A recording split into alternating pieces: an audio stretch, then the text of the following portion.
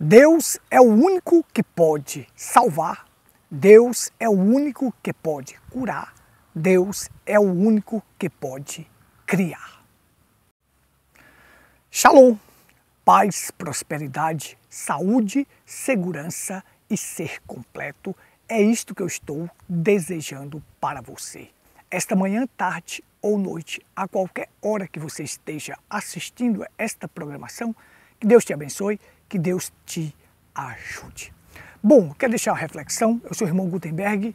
Estamos de volta pela graça de Deus e pelos méritos de Cristo. Sempre a graça e os méritos de Cristo que nos colocou aqui. Bom, eu quero deixar uma pequena reflexão de fé de uma pergunta que me fizeram sobre pessoas que perguntaram assim, pessoas que caíram em escândalos. Hoje praticaram grandes escândalos, mas lá atrás eles fizeram grandes coisas. Deus estava neles, Deus estava com eles, Deus selou estes homens. Então é isto que nós vamos discorrer agora nesta programação. Observe só, quero deixar bem claro para você que Deus não sela um homem, Deus só sela um homem quando ele conhece o fim e o princípio e o fim deste homem. Deus não sela qualquer homem, Deus sela os seus eleitos, os seus filhos. Observe só, uma coisa selada é uma coisa consumada, é uma coisa que vai para o destino final.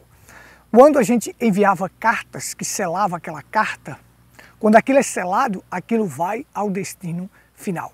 O selo de Deus é o Espírito Santo. O Espírito Santo é o próprio Deus que gerou Jesus Cristo. O que dela foi gerado é do Espírito Santo. Observe só, o Espírito Santo é o próprio Deus, é o próprio Pai. Deus só sela uma pessoa, só entra na alma daquela pessoa se ela não mais se perderá. Observe, porque Deus conhece o princípio e o fim daquela pessoa. Para Deus selar uma pessoa, aquela pessoa vai ao destino final. Aquela pessoa é um predestinado para a vida eterna.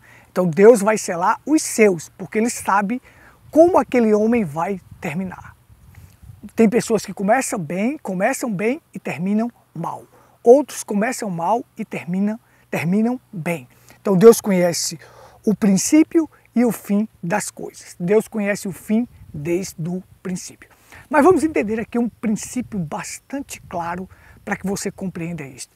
Estas pessoas nunca tiveram Deus, Deus não estava com eles. Digo sem medo de errar, sem sombra de dúvidas. Vamos lá.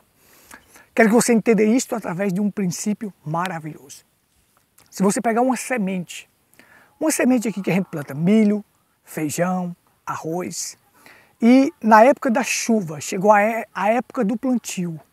E aí você tem o seguinte, chegando essa época, você pode pegar o homem mais vil que existe em Pedra Branca, o maior pecador que já existiu. Vejamos só um exemplo eu estou dando para você. E aí você pega esse homem e entrega esta semente para ele lançar no solo.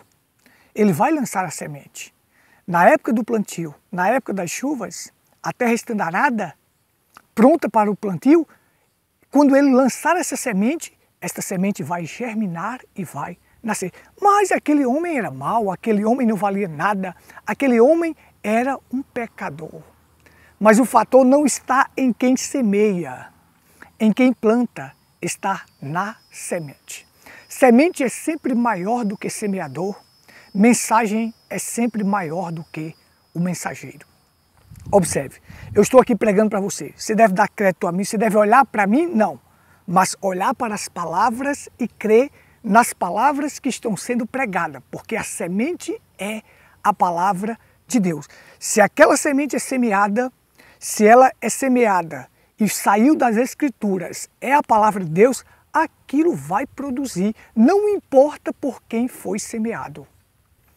Agora, a gente sabe que uma coisa é certa, que você tendo a semente e tendo um semeador verdadeiro, um homem limpo, um homem redimido, aquilo caminha muito bem porque está em conjunto. Mas você nunca deve olhar para o que semeia, nunca deve olhar para o mensageiro. Você deve olhar para a mensagem e olhar para a semente. Jesus diz, a semente é a palavra de Deus. Quando Jesus pregou a parábola da semente, ele disse: um certo semeador saiu a semear. Então as sementes caíram à beira do caminho e os pássaros tiraram. Então ela nem nasceu. As sementes que caíram no meio da rocha nasceram, mas não tendo raiz. Quando veio o sol, aquele solo sendo duro, a raiz não conseguiu penetrar no solo. E aí ela vai e morre. Observe só, mesmo tendo chuva, se aquele solo for um solo pedregoso, cheio de pedras, duro, que a raiz não consegue penetrar, aquela planta vai morrer. Mas nasceu, acabou morrendo. E aquelas que caíram entre os espinhos cresceram junto com elas e sufocaram. Cresceu, nasceu e cresceu. Veja que Jesus está botando ênfase na semente, não no semeador. Está colocando a ênfase na semente. O semeador, ele só diz que o semeador saiu a semear. Mas agora ele vai falar da semente e dos solos. A semente é a palavra de Deus e o solo são as pessoas, somos nós. Se você for um solo bom, você vai produzir. Se não for, você não vai produzir. E mesmo que você caia entre os espinhos e cresça, mas você não consegue dar frutos. Observe. Observe só. Então aí você tem o seguinte: quando ele disse que a semente caiu em terra boa, aquela terra pronta, aquela terra preparada, aquela terra que não tinha pedregulho, aquela terra que era adubada, então não tem jeito, ela vai crescer e ela vai produzir frutos. Então você observa só, observa que a ênfase está na semente e não no semeador. A semente é a palavra de Deus. Onde essa semente cair, se aquele solo segura, ela vai produzir. Ela vai produzir. Não importa por quem foi semeado, mas se ela cair em um solo, tem 4 tipos de solo, certo? Então você vai pensar, o único solo que vai produzir fruto é a terra boa. Então observe só. Então você não coloque ênfase em homens. E aí onde existe muitas quedas de pessoas, porque eles colocam o foco no homem, no ser humano, no fracasso, no pecador. Não. Coloque a ênfase na semente. É o principal. Agora a gente sabe que a Bíblia diz: ai daqueles por onde vier os escândalos. A Bíblia ensina assim, ó: é inevitável que venha os escândalos. Ninguém pode evitar um escândalo. Mas ai daquele por onde vier o escândalo. Observe, era melhor amarrar uma pedra de moinho ao seu pescoço e lançá-lo ao mar. Observe, você sabe o que é uma pedra de moinho? Aquela pedra que usava para triturar o trigo, aquela pedra pesada. Amarrada ao pescoço, você teria uma morte sufocante quando você fosse lançado dentro do mar ou em um lago, em qualquer lugar. Aquilo afundaria você e você teria uma morte sufocante. Mas é melhor ter uma morte sufocante do que causar um escândalo. Observe só o que Jesus está dizendo para nós. É melhor você ter uma morte sufocante, agonizante, uma morte triste, do que você causar um escândalo. Ai daquele por onde vier o escândalo. Mas mesmo se aquele homem pregar algo que está na Bíblia, eu devo continuar com ele se ele é um escandaloso? Não, você não deve continuar com ele. Mas muitas vezes o que aquele homem lançou, produziu, porque quem produziu não foi ele, mas a semente que foi lançada. E a semente é a palavra de Deus, é Cristo. E isto vai produzir no coração que segura aquilo, vai produzir. Se é cura, vai produzir cura. Se é libertação, vai produzir libertação. Então observe. Você deve observar o mensageiro? Não. Você deve observar a mensagem que ele deixou. Se esta mensagem estiver de acordo com a Bíblia, esse mensageiro é digno de crédito. É digno de crédito porque o que ele semeou é a verdade. Mas se esse mensageiro é um escandaloso e causa escândalo, ele não está de acordo com a Bíblia. Porque a Bíblia diz assim: não adulterará. Se o homem comete adultério, ele está contrário à palavra de Deus. Você não deve seguir este homem. Você não deve seguir este homem. Mas muitas vezes coisas aconteceram que esses homens falaram e aconteceu porque não foi eles que realizaram. Porque Deus é o único curador, Deus é o único salvador, Deus é o único que pode criar. Não foi eles. Mas a palavra, a semente que traz vida.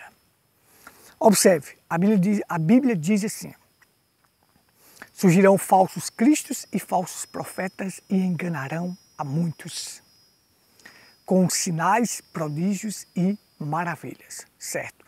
Quem realiza os sinais, os prodígios e as maravilhas? É o homem? Não, Deus. Esses falsos cristos e falsos profetas, por que eles são falsos? Porque você dá o teste da palavra para eles. Se eles não passam no teste, são falsos. O sinal que um homem é de Deus não é pelas curas, os milagres e as maravilhas que são realizadas, porque isto é realizado pela palavra de Deus. Saiu da boca daquele falso, mas saiu a palavra de Deus da boca daquele falso ali, ele falou o que estava na Bíblia e a pessoa creu. Por exemplo, a Bíblia diz, Deus é o único que pode curar. Deus é curador, Deus perdoa todas as iniquidades. Deus enviou seu Filho ao mundo, não para que condenasse o mundo, mas para que o mundo fosse salvo por ele. Todo aquele que crê tem a vida eterna. Olha, tudo aqui que eu disse é palavra de Deus. Se você crê, se você recebe, se você concebe aquilo em você, vai acontecer.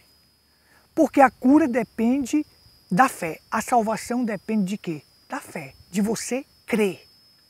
Então, se eu cito a palavra, se eu lanço a palavra, a semente, e você pega aquela semente como um solo, recebe aquela semente, aquilo vai conceber, aquilo vai germinar em sua vida. Mas foi aquele homem que fez aquilo? Não. É a semente que foi lançada que fez com que aquilo acontecesse. Então veio charlatões, mercenários, picaretas, estelionatários que nós estamos vendo da fé, estão aí dizendo que realizaram isso, eles não realizaram. Agora, se eles citaram a palavra e você creu, é a palavra que realiza. Mas estes homens são perdidos. Estes homens que praticam escândalos são homens perdidos. Não tem nada de Deus. Então eu espero que você compreenda isto. Compreenda. É pela fé que você adquire as coisas. Não é por posição, não pelo lugar onde você está e não pela religião, mas pela fé. Hoje nós vivemos na era do sabe-tudo, da ciência. E a ciência trabalha contra a fé. Se a ciência e a fé trabalhassem juntas, como disse o profeta William Branham, nós teríamos um mundo maravilhoso. Maravilhoso, mas são contrários. A ciência quer provar que não existe Deus, que tudo deve ser provado pelo mundo científico. Mas nós que somos espirituais, o irmão Branham diz, existem dois povos na Terra. Os que são do lado da ciência, os sabem tudo, e os espirituais. Assim como existiam os filhos de Caim e seus filhos, fazendo grandes construções, e antes do dilúvio, estes homens cientistas grandiosos, varões de renome na sociedade, estavam lá, provando que não havia chuva vindo de cima. Jamais haveria chuva de cima. Eles provavam para todos que não haveria chuva. Não podia vir chuva de cima. Mas os espirituais, no tempo de Noé, como Noé, os filhos de Deus espirituais, desde Adão, Sete, Enos, Cainã, Malalael, Jered, Enoque, Metusalém, Lameque, Noé, eles recebiam aquilo que Deus falava. Eles são espirituais. Então a Bíblia diz, a virgem conceberá e dará à luz um filho. Você crê? A ciência pode provar que isso não existe, mas os filhos de Deus crêem pela fé. Os filhos de Deus crêem pela fé. Então observe. Então, Jonas foi engolido por uma baleia ou um grande peixe e ficou lá. Ah, mas a ciência provaria que os ácidos que estão lá dentro da baleia queimaria Jonas todinho lá. Mas nós, pela fé, cremos que Deus preparou o peixe para Jonas ficar lá. E depois aquele peixe vomitou Jonas na praia. Nós cremos pela fé.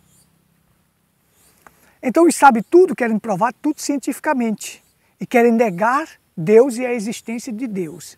Mas nós, pela fé, cremos naquilo que a Bíblia ensina. E pela fé é que nós recebemos a cura, pela fé é que nós recebemos a salvação.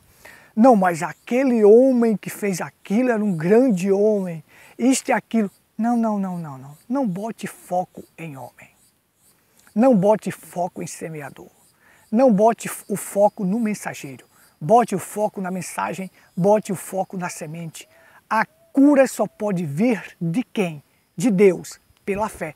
Ah, mas o local que eu estava era uma igreja caída. Não importa, se você concebe a semente no seu coração, você é curado. Se você recebe, você é curado. Assim, nós tivemos um profeta que nos ensinou. A cura provém da fé. A salvação vem pela fé. Então não bote nenhum foco no homem, jamais. Bote o foco em Cristo, na palavra, que você caminhará bem. Enquanto você olhar para o homem, você será um fracassado. Mas quando você olhar para Cristo, a palavra, você será mais do que vencedor. Então eu espero que essa reflexão te ajude. Eu espero que seja de grande ajuda para você compreender melhor o foco principal, que é a semente. Deus te abençoe grandemente. Eu sou o irmão Gutenberg, compartilha este conteúdo.